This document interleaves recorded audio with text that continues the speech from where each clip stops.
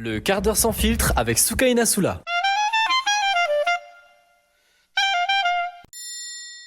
Bien le bonjour messieurs, dames, retour du quart d'heure sans filtre, et oui, je m'aperçois que j'ai trop négligé cette émission de podcast depuis que j'ai Histoire de vie, mon bébé. Oui, parce que cette émission de podcast, c'est un peu mon oxygène. Je parle d'Histoire de vie, évidemment.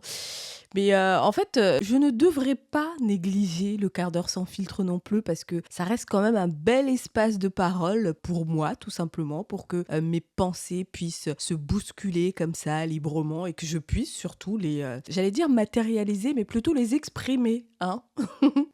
Récemment, j'étais en pleine introspection et je me suis posé la question, c'est pour ça que cet épisode voit le jour. Meuf, qu'est-ce qui cloche chez toi? Pourquoi j'en suis venue à là? C'est simple, un constat. En fait, ce qu'il y a, c'est que je me suis toujours considérée comme étant quelqu'un d'assez extraverti. En société, je pense quand même être, voilà, sociable. Je rentre dans la moyenne en tout cas. Mais selon le contexte, je suis une vraie handicapée de la sociabilité. Voilà, c'est un peu comme ça que je peux résumer la chose. Rien qu'à l'idée de me retrouver devant plusieurs personnes que je ne connais pas peut être une source d'angoisse. Je vous donne un exemple tout bête. Les mariages qui ne concernent pas ma famille, barbecue, anniversaire ou événements de ce genre où il peut y avoir beaucoup de gens que je ne connais pas, c'est littéralement ma hantise. Voilà. En réalité, dans la vie de tous les jours, cette bizarrerie de ma personnalité ne me dérange pas. Là où ça devient un vrai handicap, c'est dans le cadre professionnel. À l'ère du réseautage, j'ai envie de dire, les personnalités comme la mienne sont fichues. Aujourd'hui, il faut faire des rencontres. Il y a énormément d'événements en place dans lesquels il faut savoir tirer son épingle du jeu, réseauter, comme on dit, et clairement se créer des opportunités professionnelles, parce que c'est pas en restant chez soi, comme ça, en ne rencontrant personne, que les choses vont se passer. Et aujourd'hui, il faut réseauter. Voilà. Réseauter. C'est le mot qui revient très très très très souvent dans des conversations professionnelles. Et je pense que vous serez d'accord avec moi. Et bien pour le coup, moi, Soukaina Soula, dans cette ère du réseautage, je suis dans la mouise totale. Je ne sais pas vous, mais personnellement, toutes les fois où je me suis retrouvée dans ce genre d'événement où il faut réseauter, où clairement, c'est l'idée. Tu vois, il y a les speed dating. Quand tu vas dans un événement speed dating, l'objectif, c'est de trouver l'amour de ta vie. Quand tu vas en soirée, il y a des soirées célibataires, soirées à thème, célibataires, etc. Donc, tu y vas, objectif... Voilà, trouver ta moitié. Et dans ce genre d'événement où il faut essayer de faire la rencontre professionnelle, moi, je me retrouve un peu embarrassée. Dans ce genre d'événement, je ressors souvent déçue. Voilà, déçue de moi-même parce que je me dirige uniquement vers les gens que je connais déjà. Alors c'est très bien, on papote, on passe un beau moment, mais bon, on se connaît déjà quoi. Et mon carnet d'adresses ne risque pas de s'élargir des masses si je continue comme ça. Comment vous faites, vous, sincèrement, pour aller échanger avec des inconnus? Je sais qu'il y a des gens qui ont une facilité à faire ça. Je veux l'astuce. Mettez cet épisode en pause et écrivez-moi la solution en commentaire. Comment faites-vous? Je veux savoir. Vous savez, quand je vais dans ce genre d'événement où il faut réseauter, j'observe les interactions. J'ai que ça à faire, de toute façon, vu que je ne vais pas trop vers les gens. Et le constat est tel que les gens interagissent, les gens parlent entre eux. Il y en a très peu, des comme moi qui se replient sur leur téléphone. Non, mais parce que croyez pas que quand on fait ça, c'est par condescendance ou parce qu'il y a trop de choses qui se passent dans nos smartphones. Absolument pas. Non, je pense que vous vous en doutez. C'est simplement pour... essayer de survivre, clairement, je le vis comme ça, moi. Je ne sais pas s'il y a des gens comme moi. Dites-le moi en commentaire si vous reconnaissez dans ce que je dis. Mais voilà, je disais que c'est pas par condescendance ou c'est pas parce qu'on est trop occupé sur nos téléphones, mais c'est uniquement par manque d'audace, je pense, de courage. En tout cas, le téléphone en public dans un espace où tu es censé faire des rencontres utiles, croyez-moi, si je le sors, c'est pas de gaieté de cœur. Et je trouve que c'est très paradoxal parce que je suis quelqu'un quand même d'assez sociable. Je reviens sur ça. J'ai une facilité à m'ouvrir aux inconnus. Je suis assez spontanée. Mais il y a ce truc qui bloque. Je ne sais pas aller faire connaissance pour du pro. Je ne sais pas réseauter, tout simplement. Je pense qu'on peut résumer ça comme ça. Si quelqu'un a le mode d'emploi d'ailleurs, ou si quelqu'un veut sortir le manuel réseauter pour les nuls, j'achète direct, hein. D'ailleurs, je m'arrête un instant sur cette notion de réseautage. Quand je tape la définition du mot réseauter sur Internet, on me dit que le terme signifie développer et exploiter un réseau de relations, notamment à des fins personnelles ou professionnelles. Donc en gros, s'intéresser à quelqu'un par intérêt. Voilà, c'est ce que je comprends.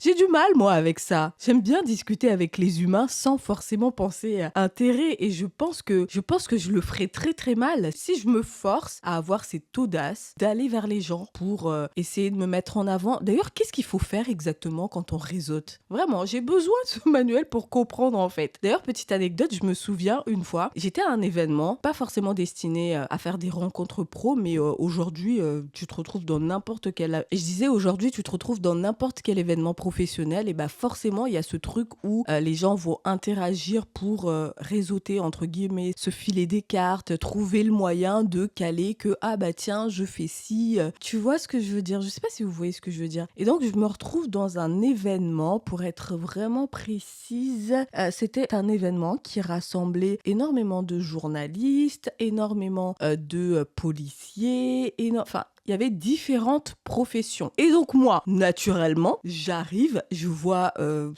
y avait quoi? Peut-être une 50aine de personnes, j'ai déjà le tournis.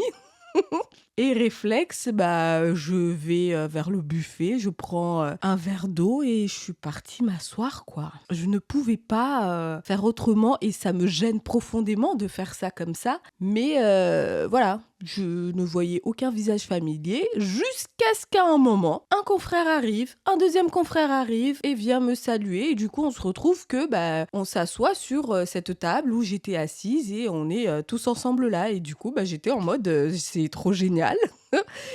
Mais je n'ai pas réseauté. Voilà. Pourquoi je raconte cette anecdote? C'est que je me souviens d'une nana que je connais, non pas une consoeur, mais en tout cas, elle est dans l'associatif. Et je l'ai connue un peu comme ça, donc voilà, on s'est croisés et tout, on discutait, on a le même âge, hein, parce que bah, les confrères qui étaient là n'ont absolument pas mon âge. Hein. Et donc, cette fille vient s'asseoir avec moi pendant la pause déjeuner de l'événement, parce qu'il me semble, je sais plus le nom exact de l'événement, mais elle vient s'asseoir avec moi et... Un autre gars, pour le coup, je me souviens exactement de qui c'était le patron des Infos 974. Voilà, tout simplement, pour ceux qui connaissent Pierrot Dupuis, qui est venu s'asseoir à côté de moi et du coup qui a commencé à discuter avec moi, avec nous et tout. On a parlé de l'événement, nanani nanana. Et soudainement, je vois cette meuf qui, limite, liste son CV. Elle parle des choses qu'elle fait, elle parle de tel événement qu'ils ont pu organiser avec l'association un tel et que machin et que machin. Et je me suis dit, ah ouais, d'accord, c'est donc ça. Réseauter en fait, savoir se mettre en avant au beau moment. Et pourquoi j'en suis arrivée à cette conclusion? Parce que là pour le coup je fais les choses à l'envers. C'est qu'à ce moment-là, Pierrot Dupuis lui a dit quoi? Lui a dit, ah ben top, tiens, ma carte, envoie-moi un petit mail et on verra ce qu'on peut faire ensemble et tout, nanani nanana. Et c'est là où je me suis dit, ah ouais d'accord, donc c'est comme ça que les gens réseautent en fait. Quand on parle de réseautage, c'est t'es à un endroit, tu rencontres une personne parce que bah, la vie a fait que tu as rencontré cette personne et tu en profites pour caler réellement, tu en profites pour te vendre, quoi. Parce que là, pour le coup, c'était clairement le cas. Hein. Moi, j'étais là, j'observais la discussion, j'étais en mode, ah oui, d'accord, ok, ma belle, tu fais ça très très bien. Et ça, je pense que je ne parviendrai jamais à le faire parce que toutes les fois où je me suis retrouvée à discuter avec les gens, c'est des discussions en fait de la vie. Alors, je m'intéresse aux gens. Évidemment, avec mon podcast Histoire de vie, je m'intéresse au côté un peu professionnel. Quand je me retrouve dans un événement de ce type, j'ai tendance à m'intéresser réellement à ce que les gens font. Parce que Histoire de vie m'a donné ce truc de m'intéresser énormément dans le détail à ce que les gens font. Mais savoir me placer moi, ça c'est quelque chose que je n'y arrive pas.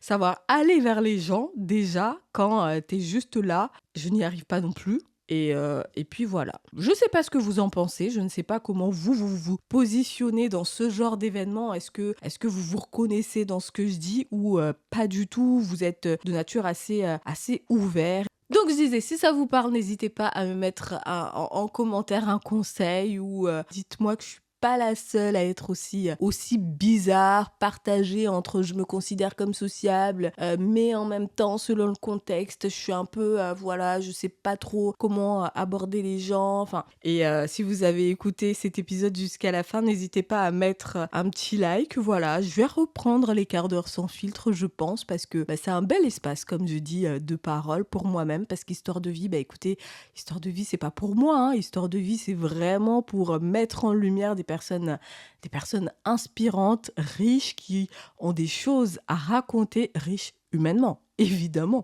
qui ont des choses à raconter, à partager.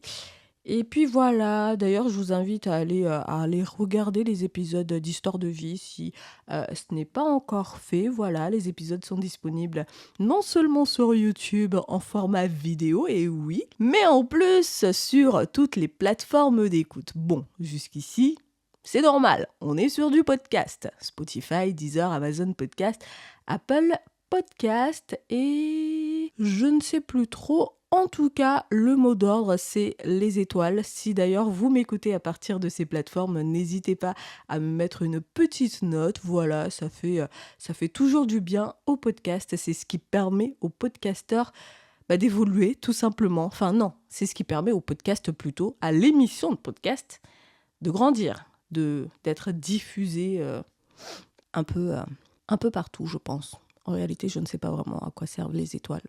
À noter le podcast, de toute évidence. Je pense que je vais vous laisser ici. Allez, je vous dis à très très bientôt pour un nouvel épisode du Quart d'heure sans filtre.